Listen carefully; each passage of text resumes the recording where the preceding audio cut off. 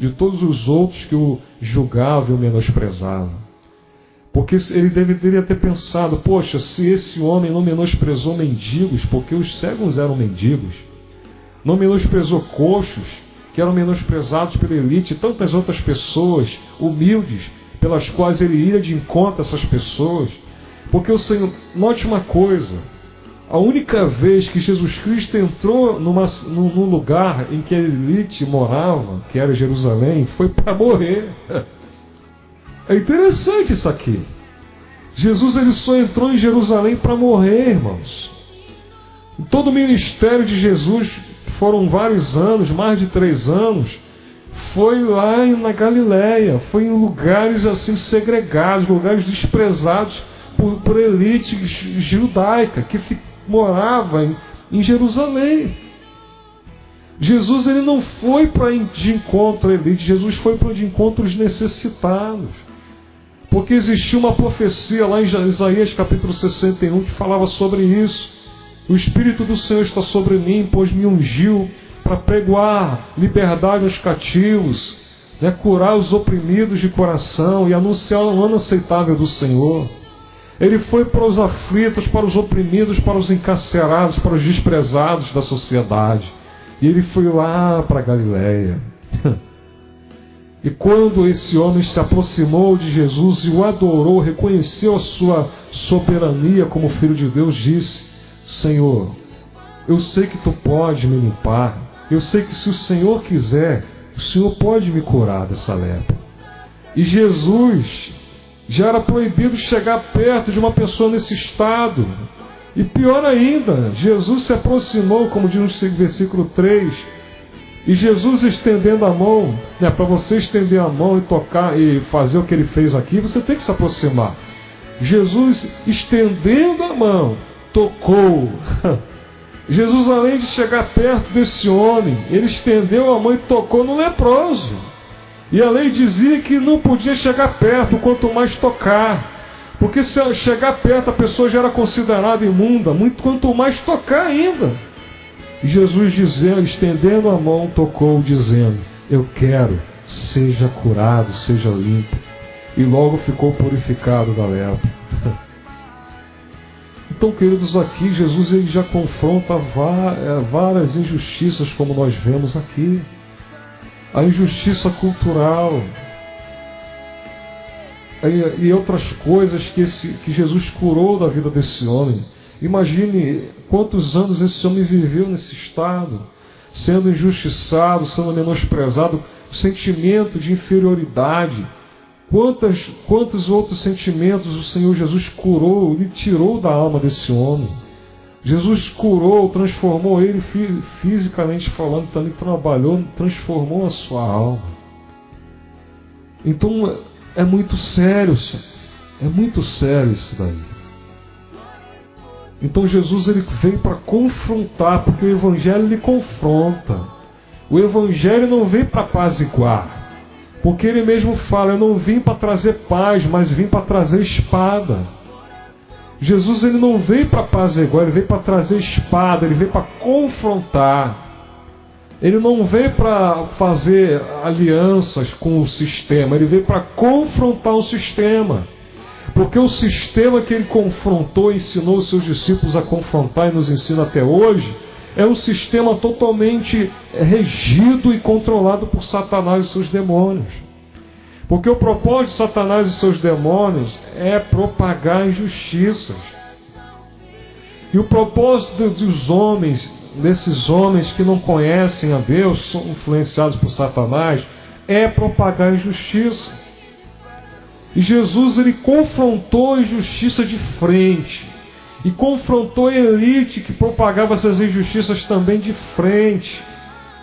Ele não era covarde, ele confrontou aqueles homens que propagavam tudo isso de frente. Como está escrito no capítulo 23, aí mesmo do livro de Mateus, versículo 3 em diante, que diz assim: mas ai de vós, escribas e fariseus hipócritas, pois que fechais aos homens o reino dos céus, e nem vós entrais, nem deixais entrar os que estão entrando. Ai de vós, escribas e fariseus hipócritas, pois que devorais as casas das viúvas sob pretexto de prolongadas orações, por isso sofrereis mais rigoroso juízo. Ai de vós, escribas e fariseus hipócritas, pois que percorreis o mar e a terra para fazer um prosélito, e depois de o terdes feito, o fazeis filho do inferno 2 vezes mais do que vós. Ai de vós, condutores cegos, pois que dizeis, qualquer que jurar pelo templo, isso nada é, mas o que jurar pelo ouro do templo, esse é devedor. Insensatos e cegos, qual é maior, o ouro ou o templo que santifica o ouro? E aquele que jurar pelo altar, isso nada é, mas aquele que jurar pela oferta que está sobre o altar, esse é devedor. Insensatos e cegos, pois qual é maior, a oferta ou o altar que santifica a oferta? Portanto, o que jurar pelo altar, jura por ele e por tudo que sobre ele está. E o que jurar pelo templo, jura por ele e por aquele que nele habita. E o que jurar pelo céu, jura pelo trono de Deus e por aquele que está sentado nele. Ai de vós, escribas e fariseus hipócritas, pois que dizimais a hortelã, o endro, o cominho, e desprezais o mais importante da lei, o juízo, a misericórdia e a fé. Deveis, porém, fazer estas e não omitir aquelas. Então nós vemos aqui até o versículo 23, várias injustiças que o Senhor Jesus confronta a elite de Israel. Primeira injustiça, versículo 13. Eles estavam propagando analfabetismo religioso. Estavam impedindo as pessoas de entrar na vontade do Senhor no reino dos céus, por não ensinar a vontade de Deus para eles.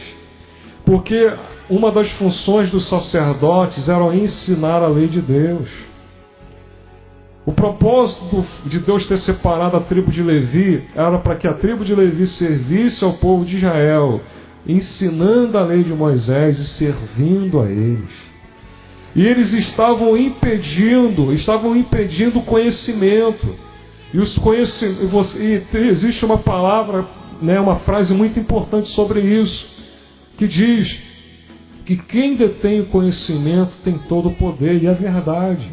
Que quando você inibe a sociedade, uma comunidade, a educação, ao conhecimento, você está impedindo aquela sociedade de adquirir poder, de adquirir condições para sair de situações adversas. E eles estavam propagando para Israel naquela época o analfabetismo. E aí nós entendemos o porquê daquelas pessoas estarem naquele estado de miséria deplorável. Então isso é uma injustiça terrível. E nós entendemos que também hoje aqui no nosso cenário brasileiro é a mesma coisa. A elite político-religiosa que era da época estava impedindo o conhecimento da lei de Deus para o povo judeu daquela época. E aqui no Brasil os políticos estão impedindo a educação de qualidade para a população brasileira. E não estão tão empenhados assim nas políticas de educação para acabar com as injustiças educacionais dessa nação. Nós vemos aí políticos exaltando o analfabetismo, colocando leis de aprovação automática. Isso é um absurdo.